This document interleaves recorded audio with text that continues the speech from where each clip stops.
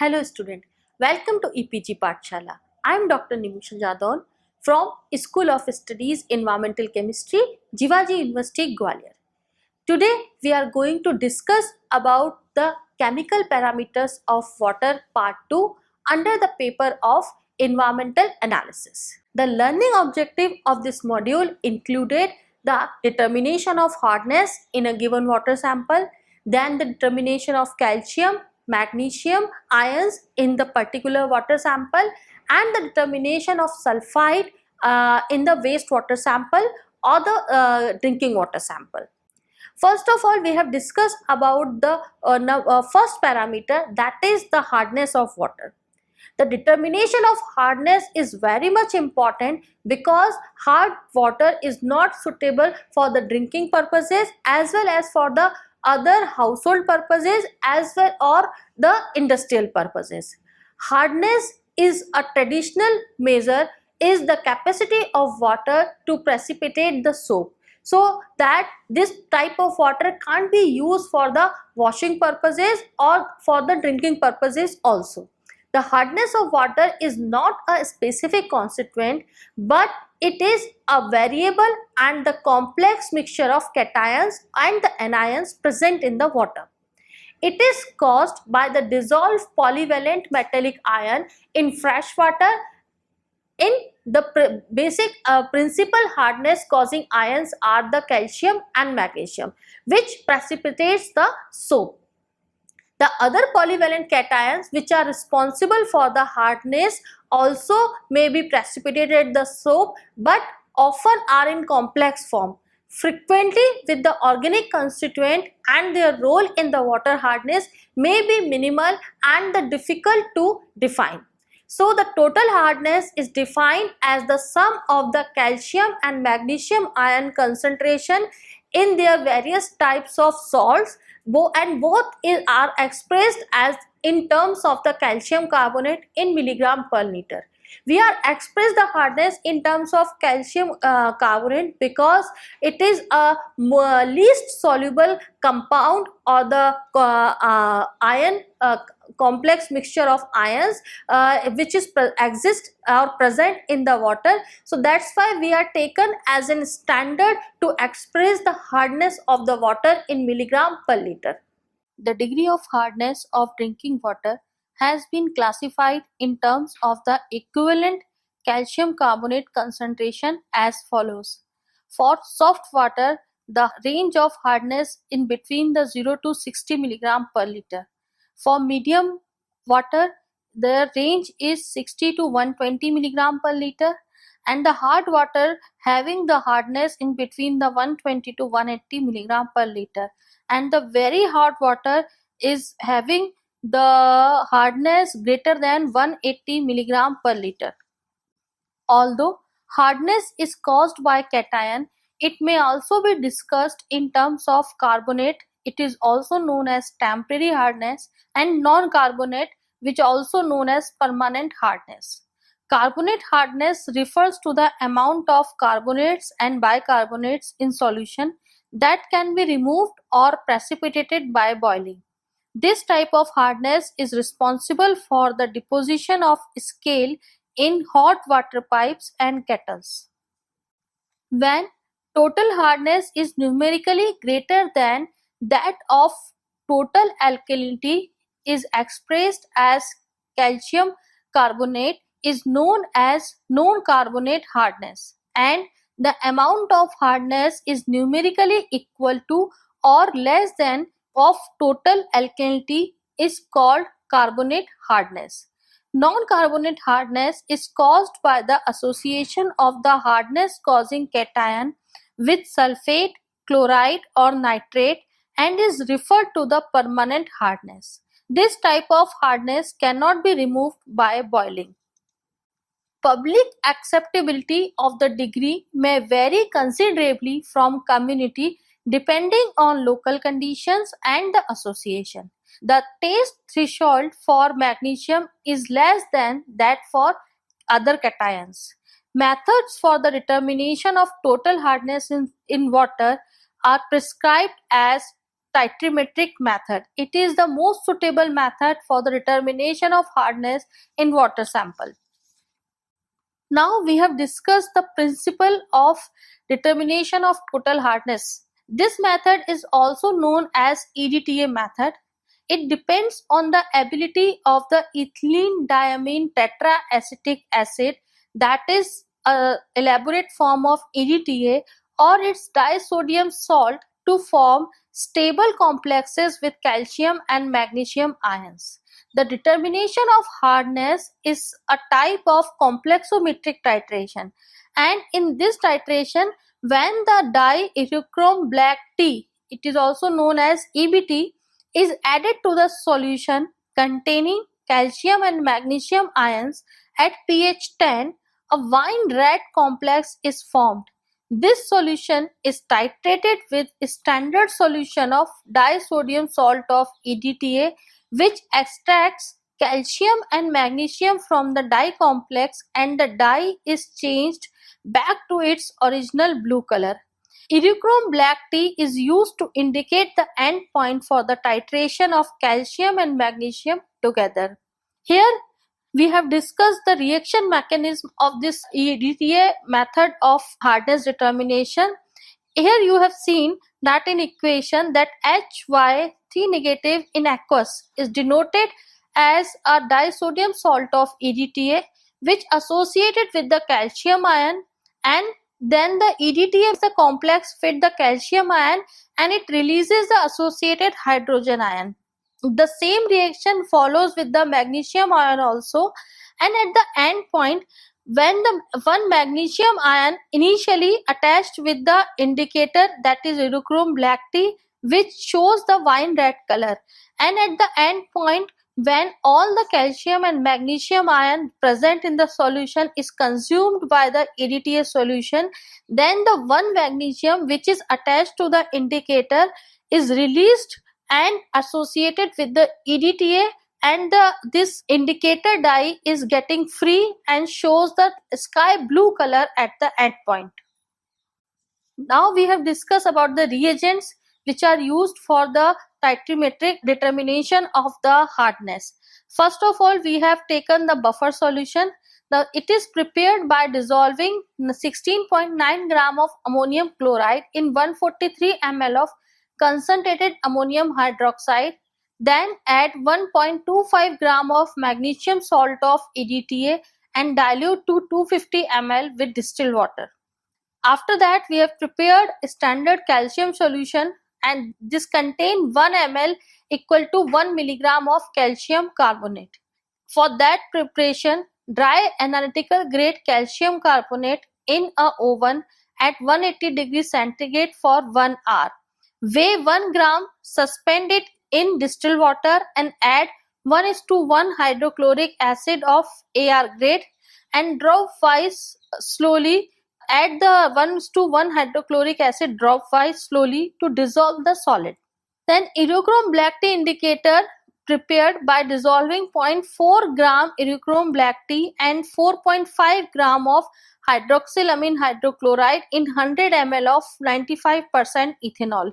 This indicator is stable for more than 2 months. Standard EDTA solution is prepared by dissolving 3.723 gram of EDTA disodium salt, which has been dried overnight in sulfuric acid desiccator in demineralized water and dilute to 1000 ml.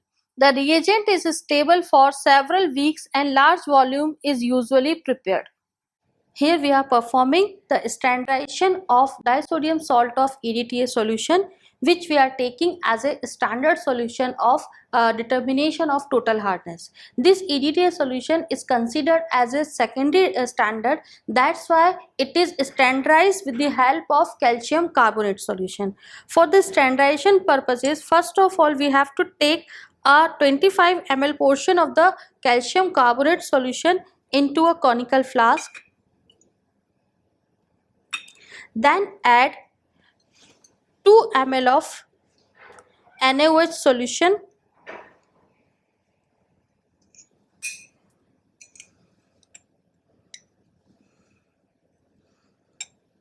that is 1 normal NaOH solution.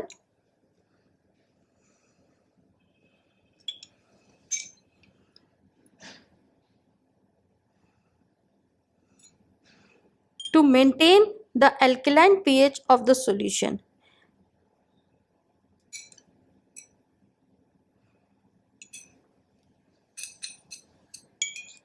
Afterwards, we are adding muric oxide indicator to indicate the end point of the reaction. A tinge of muric oxide indicator. Here we have seen the wine red color is developed by the addition of muric oxide indicator. Then started adding the solution of EDTA drop wise till the color changes from the wine red to sky blue. Now you have seen here that the color changes from the wine red to dark purple, or we can say a blue color. Then we have recorded the reading of the burette, which is used to calculate the normality of the EDTA solution. Here we are performing the practical of determination of total hardness in a given water sample. For that, first of all, we have filled the burette with the standard sodium EDTA solution.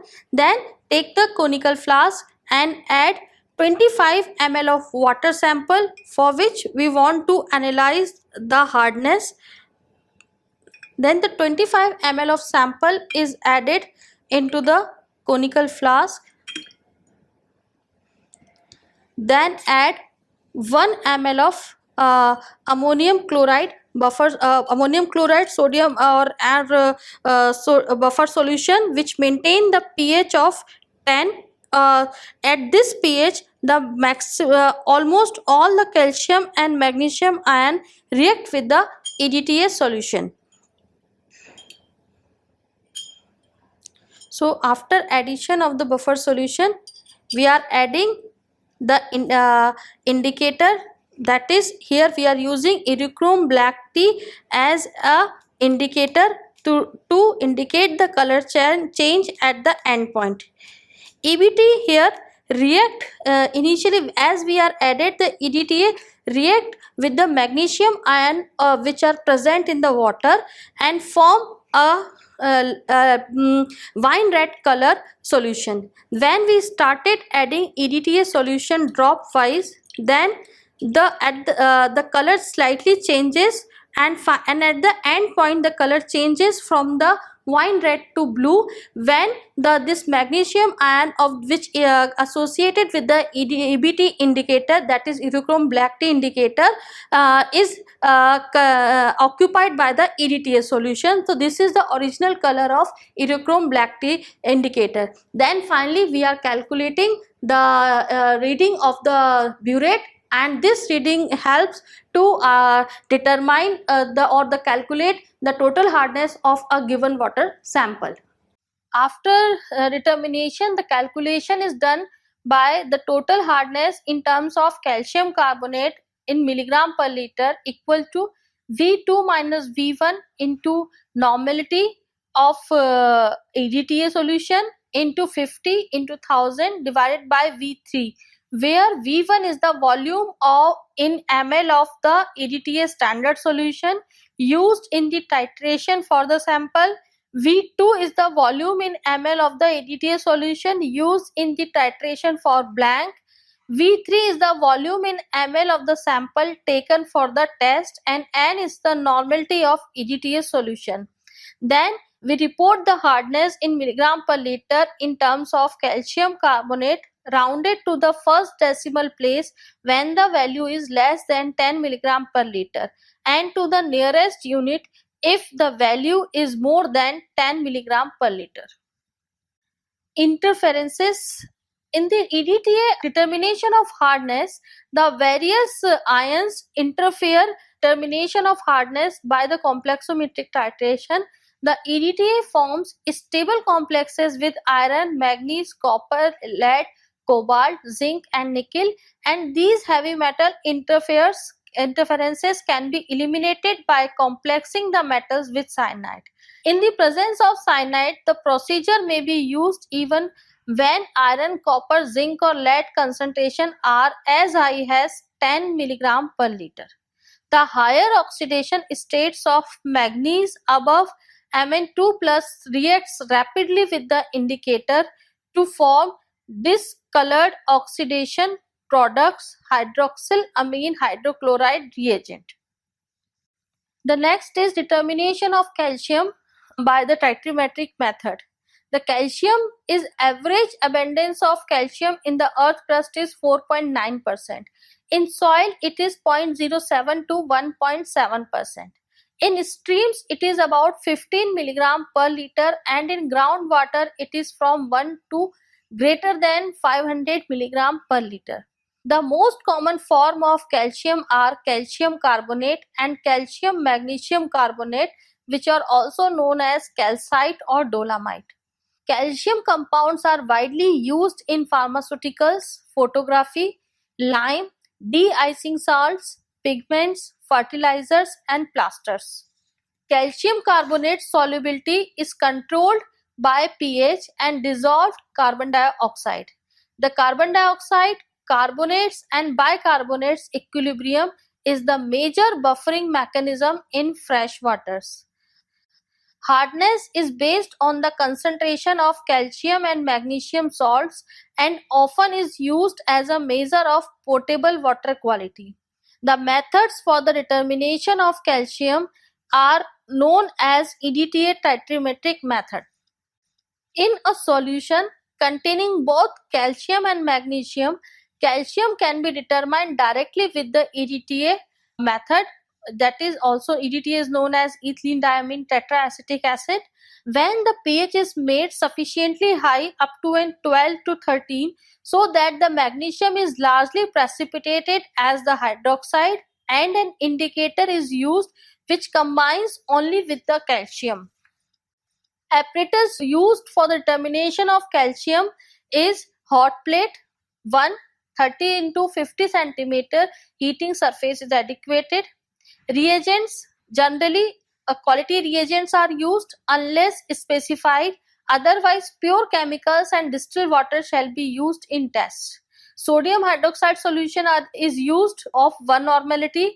Hydrochloric acid of 0.1 normal is used as a reagent and indicator solution. Any of the following indicator shall be used as the determination of calcium by the titrimetric method. Number 1 is mureoxide. It is also known as ammonium perchlorate indicator solution. This indicator changes from pink to purple and the endpoint. An indicator solution can be prepared by dissolving 150 milligram of the dye in 100 gram of absolute ethylene glycol. The second indicator solution is known as pattern and readers indicator solution. This indicator solution permits the direct titration of calcium in the presence of magnesium. It produces a sharp color changes from wine red to pure blue at the end point. It is prepared by mixing 1 gram of pattern and readers Irochrome blue black R reagent with 100 gram of sodium sulfate or potassium sulfate. For the determination of calcium in the sample, first of all we have to pre-treatment is required when the sample is highly contaminated with the other impurities. For that, first of all we have mixed the sample pre-treated if so required and transfer a suitable volume, that is 50 to 100 ml to the 250 ml conical flask or a beaker. Then add 5 ml of concentrated nitric acid and evaporate on a hot plate at a slow boil to the lower volume possible, about 15 to 20 ml. Before precipitation or salting occurs, add 5 ml of concentrated nitric acid, cover with a watch glass and heat to obtain a gentle refluxing action. Continue heating and adding concentrated nitric acid as necessary until digestion is complete as shown by a light colored clear solution. Do not let sample dry during digestion. Add 1 to 2 ml of concentrated nitric acid and warm slightly to dissolve any remaining residue. Transfer the filtrate to a 100 ml volumetric flask. The next step is the sample preparation. For that, we use 50 ml of sample or a sampler portion diluted to 50 ml so that the calcium content is about 5 to 10 milligram. Analyze hard waters with alkalinity higher than 300 milligram per liter calcium carbonate by taking a smaller aliquot and diluting to 50 ml, or by neutralization of the alkalinity with acid, boiling for 1 minute and cooling before beginning the titration. Here we are performing the determination of calcium ion in a given water sample. For that, we are taking a burette which is filled with the standard disodium salt of EDTA solution. This solution is used as a standard solution to titrate the sample. For a calcium analysis, first of all, we are taking the 25 ml of sample in a conical flask. Then add 1 ml of NaOH solution to maintain the pH up to 12. At this pH, only calcium ion specifically react with the EDTA solution and other ions like magnesium is suppressed out. So we are adding here 1 ml of NaOH solution.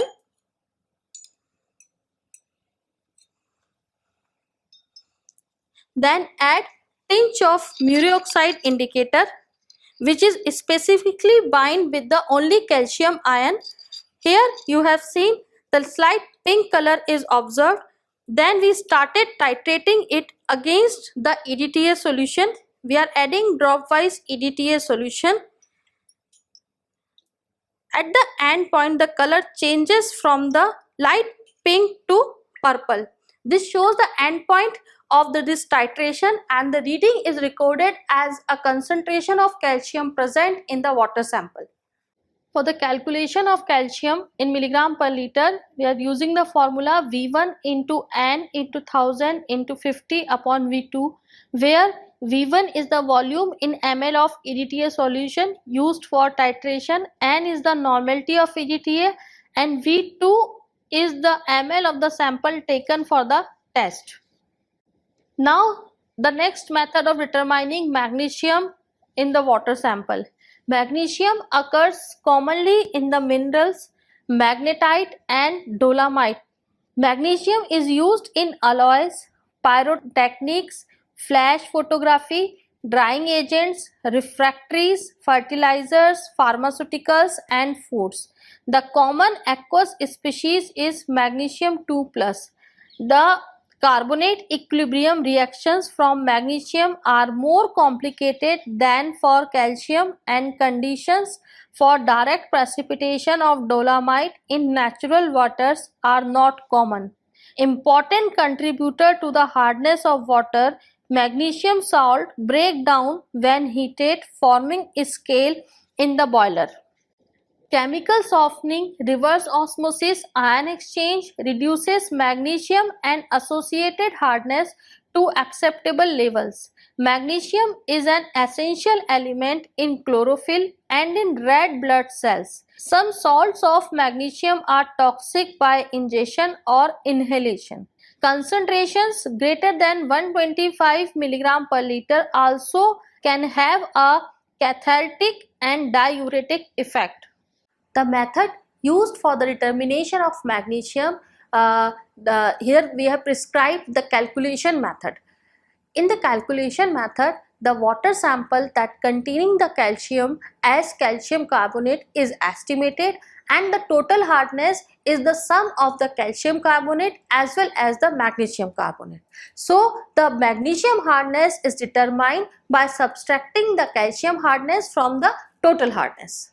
The calculation for magnesium hardness, the total hardness minus calcium hardness, is used as a formula for the determining the magnesium hardness in the water sample, and magnesium ion is determined by magnesium hardness multiplied by 0.2428 milligram per liter. That is a multiplying factor which comes by the calculation of the formula. The next is the sulfide determination in the wastewater sample. Sulfide is often present in the groundwater and sediments. It is produced by decomposition of organic matter and bacteria reduction of sulfate. It is sometimes found in industrial or municipal wastewater. Hydrogen sulfide escaping into the air from sulfide containing wastewater causes odor nuisances.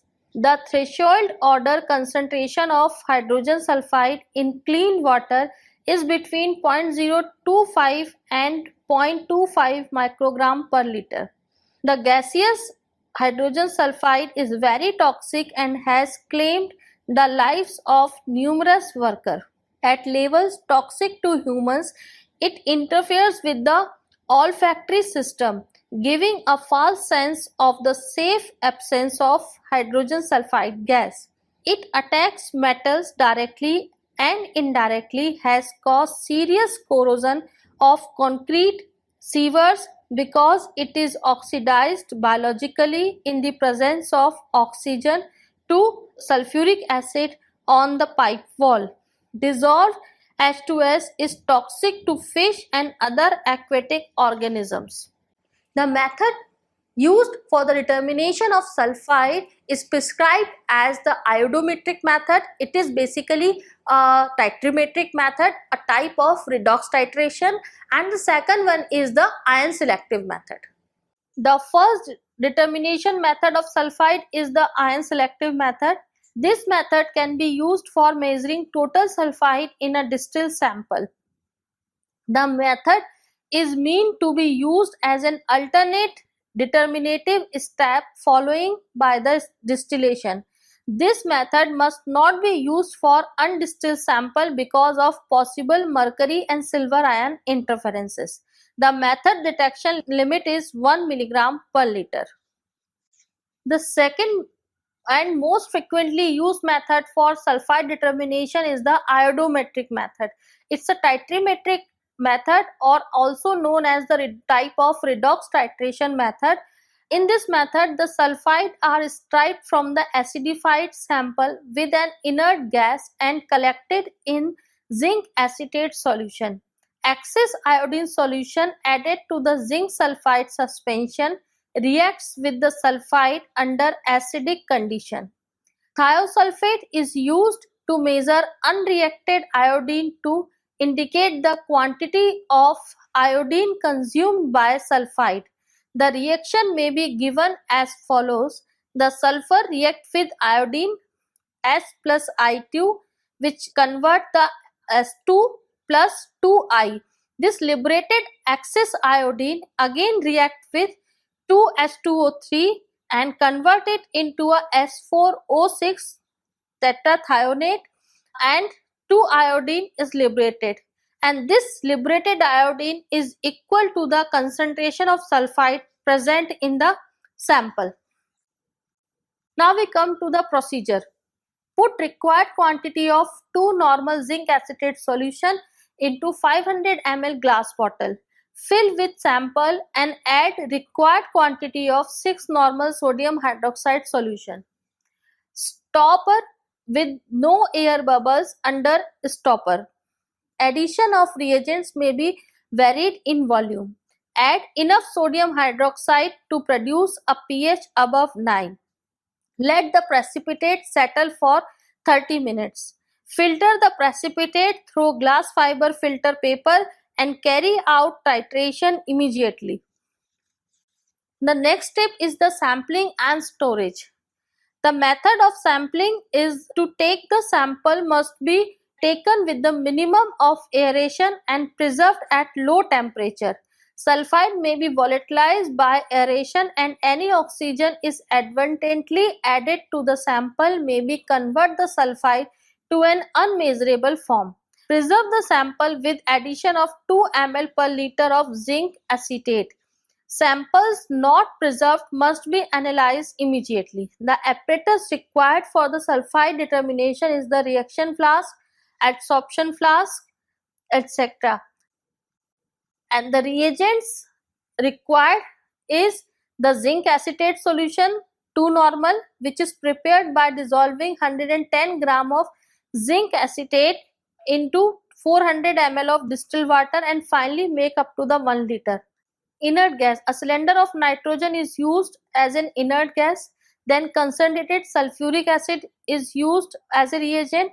Standard iodine solution of 0.025 normal solution is prepared by dissolving 20 to 25 gram of potassium iodide in a little water and add 3.175 gram of iodine.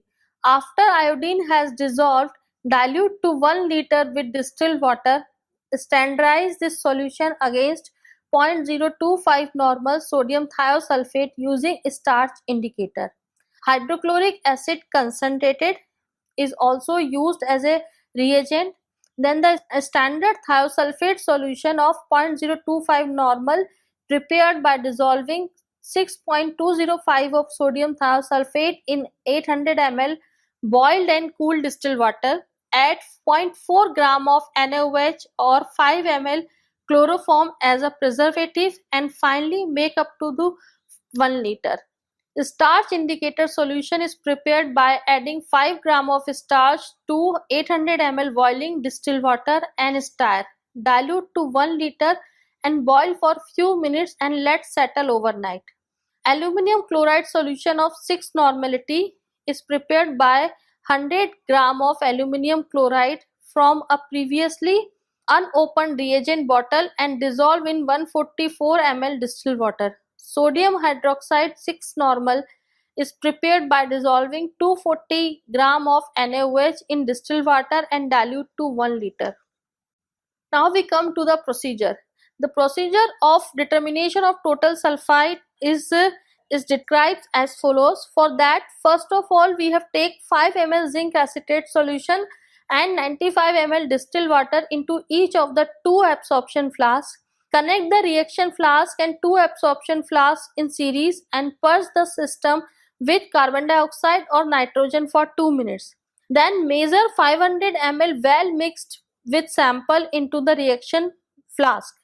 Acidify the sample with 10 ml concentrated sulfuric acid and replace the prepared 2 holes stopper. Tightly pass nitrogen or carbon dioxide through the sample for 1 hour or until the experiments show no more sulfide coming over to each of the absorption flasks. Then add iodine solution well in excess of the amount necessary to react with collected sulfide.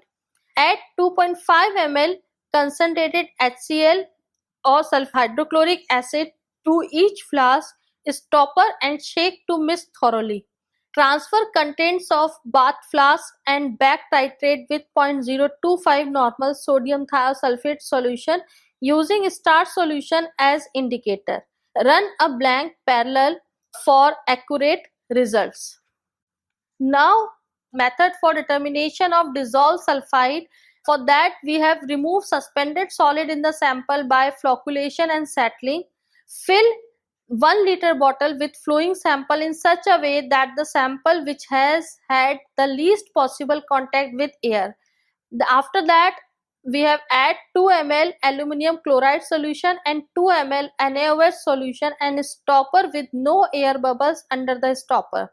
After that, rotate back and forth about the transverse axis as vigorously as possible for at least 1 minute in order to flocculate the contents thoroughly. Allow to settle for 15 minutes or until supernatant liquid is reasonably clear. Then, alternatively remove suspended matter by centrifugation. Proceeds as for total sulfide after taking 500 ml sample into the reaction flask. Now we come to the calculation part. For the calculation of sulfide in milligram per liter, the formula is used V1 minus V2 into 400 divided by V, where V1 is the volume in ml of standard iodine solution added, V2 is the volume in ml of standard thiosulfate solution used, and V is the volume in ml of sample taken. So here in this module, we have learned about the EDTA method, which is used for the determination of hardness, calcium or the magnesium. We also discuss here about the harmful effects of presence of calcium, magnesium ions and the hardness of water. We also discuss here about the determination of sulfide present in the water, particularly sulfide contamination found in water rarely, because sulfide is only present in the either the severe water or the or we can say a nala, where the high amount of sewage discharge occurs, so the detrimental effects of this presence of sulfide shows the high amount of organic content in the water sample. Thank you so much.